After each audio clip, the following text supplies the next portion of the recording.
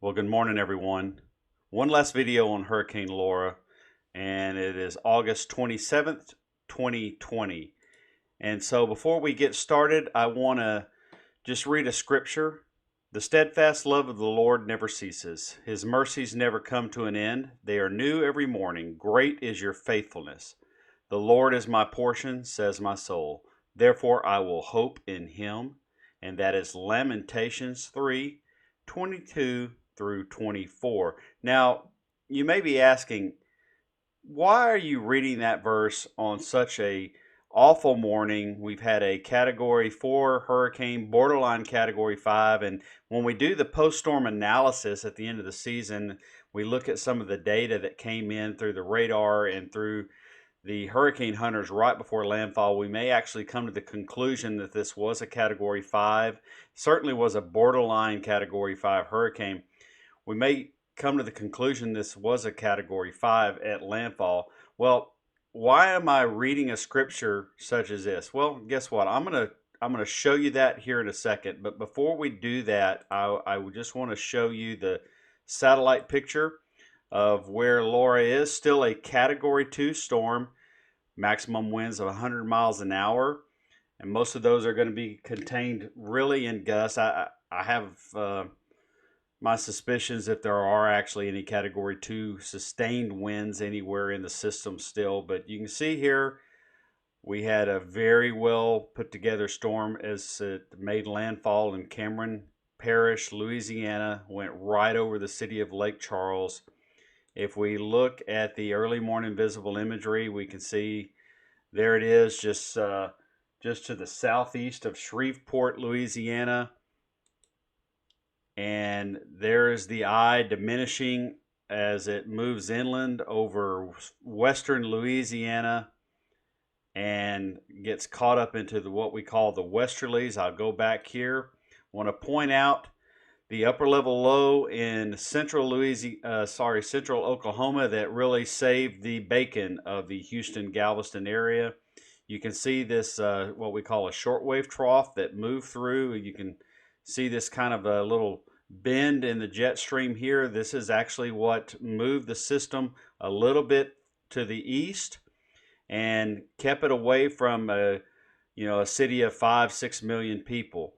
So we owe everything to that upper level low there, that shortwave trough. That is what moved it out of our area and saved the nation about 150, maybe $200 billion worth of damage. So taking a look at the radar, we can see that the center of the system is just southeast of Shreveport, southeast of Shreveport.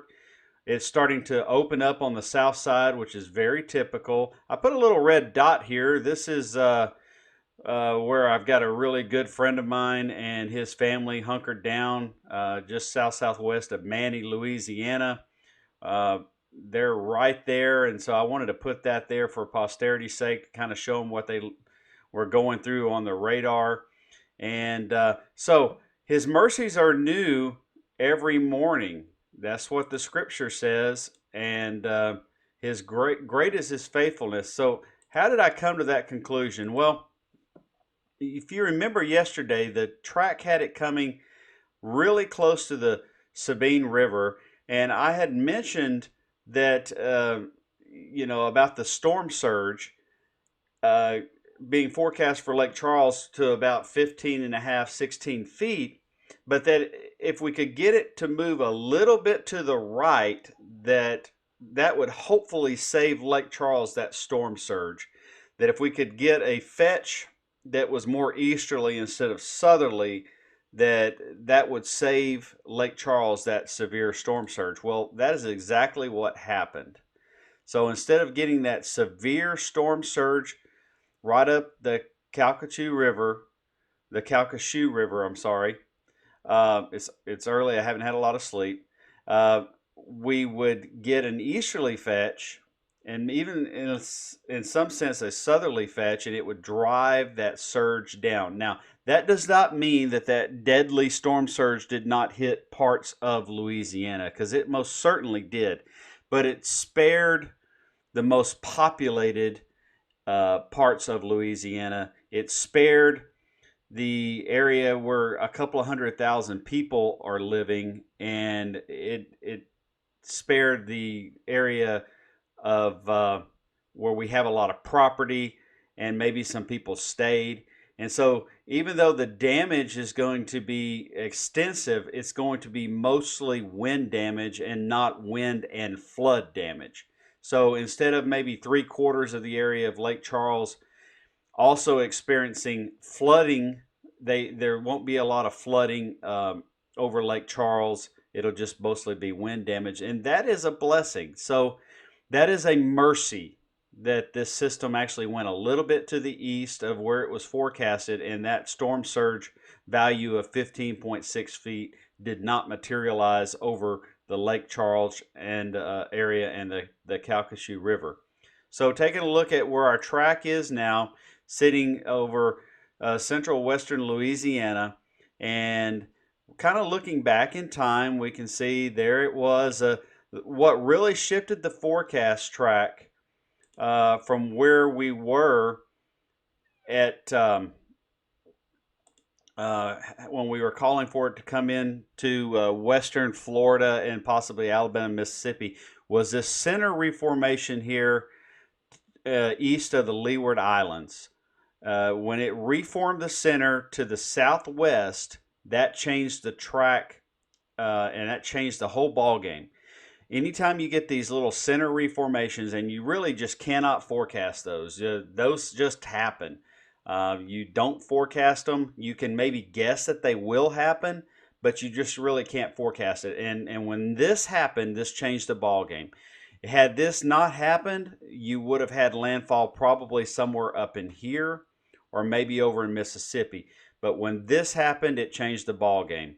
And that's why we've got this landfall over in western Louisiana. Had we had another one of these, maybe down a little further south, or I was actually thinking that we may have another one when it was south of Cuba, when it was over here west of Haiti, or when it was a little south of Cuba. Had we had another one of these to the south, as it looked like it was possibly trying to do, we would have had a landfall further west, maybe towards the Houston, Galveston area. But that didn't happen.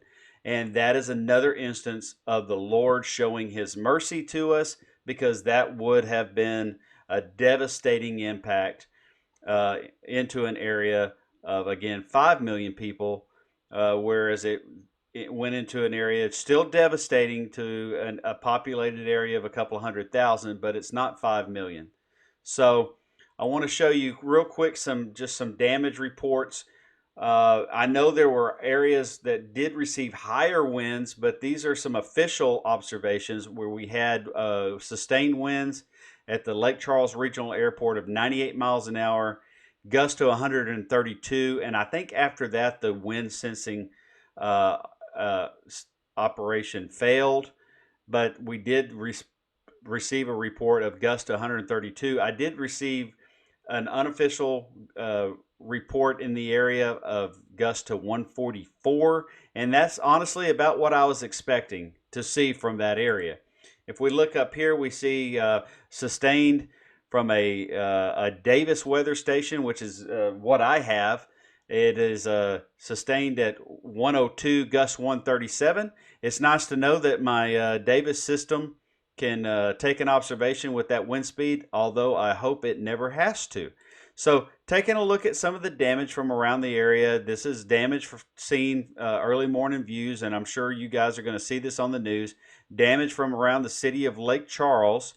We have just, this is typical structural damage of what you would see as a Cat 4 moves in, and the damage you're going to see in Lake Charles is going to be typical of a Cat 2, Cat 3, because as it moves inland that far, you're going to go down about a category in damage. So this is typical of what you're going to see in Lake Charles. So we have some structural damage there, and this is by no means inclusive of everything. I just kind of wanted to take a snapshot of what is being seen in the area. You have typical roof damage. I imagine you're going to see this widespread across the city of Lake Charles. I have family members there. They just recently bought a house, and I imagine they're going to see this sort of damage here on their house. Their house is in Sulphur, Louisiana, just west of Lake Charles. The eye went right over the center of their house. But you know, those newer constructed houses are rated to Cat 3, and I imagine the structure of their house is fine, but they're going to have some roof damage, and that's fine. So you can see that this is typical of probably the damage you're going to see to the houses. So again, we have are going to have a lot of trees down. We're going to have a lot of power line issues all across the state of Louisiana and into Arkansas. Already, I'm seeing some reports of a lot of power lines up down near Shreveport, and probably going to have several million people without power across Louisiana and Arkansas over the next day or two. A couple more pictures I want to share with you. This is typical, some storefront property, typical of the damage you'll see.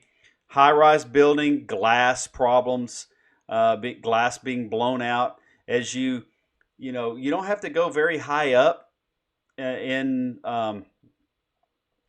height here to increase a category of your wind. So you know, you go 30 to 50 feet up and you're going to go up 20, 30 miles an hour in your wind speed. So if you're getting gusts to 130 at the surface, you're probably going to be getting gusts to 150, 160, just maybe about 100 foot off the ground. So the last picture I want to show is we did have some total structural failures. And one of the things I did notice last night as we were watching it make landfall is we had some what we call Meso Vortices in the eye wall. And you can think of these as mini tornadoes rotating around inside the eye wall. And so inside these Meso Vortices, you can actually see some wind speeds upwards of 160 to 170 miles an hour. They are not actual tornadoes, but they act like tornadoes, and they're just rotating inside the eye wall itself, kind of right on the edge of the eye. So you could actually get slammed by one of these Meso Vortices. And I would imagine that that is what did this damage here. Was one of these Meso Vortices as it rotated inside the eye. I was watching some live video, and it did seem that you would get these straight line winds, and all of a sudden the wind speed would just go up insanely high. And so, and looking at some of the little curls in the radar, there seem to be a lot of these Meso Vortices rotating around inside the eye of the system. And that is typical of strengthening storms as they're coming in to land. You get a lot of these little Meso Vortices rotating around inside the eye. So that is the wrap up for Hurricane Laura. Again, the steadfast love of the Lord never ceases. You know, the Lord shows us mercy all the time. And so many times we just don't know it. His mercies never come to an end. They're new every morning.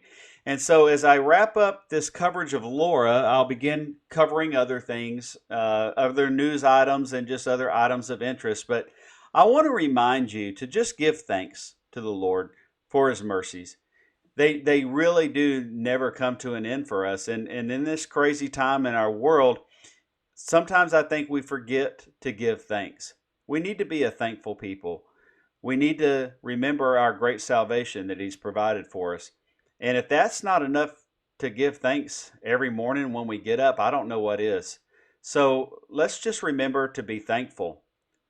We need to be thankful for our families. We need to be thankful for the air we breathe. We just need to be thankful. We need to walk around in an attitude of gratitude.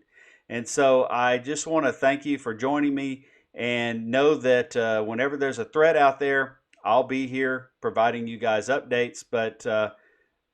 But please join me for the other videos as well. And if you've liked this content, I ask that you like and subscribe to it. So until next time, may God richly bless you. Hey everyone, thanks for watching this edition of Agape Lifecast. And whether you're watching this on Facebook or YouTube, I ask that you do me a favor. Please like the video and share it. And if you haven't already done so, please like the Agape Lifecast Facebook page and subscribe to my YouTube channel. Until next time, may God richly bless you and keep you.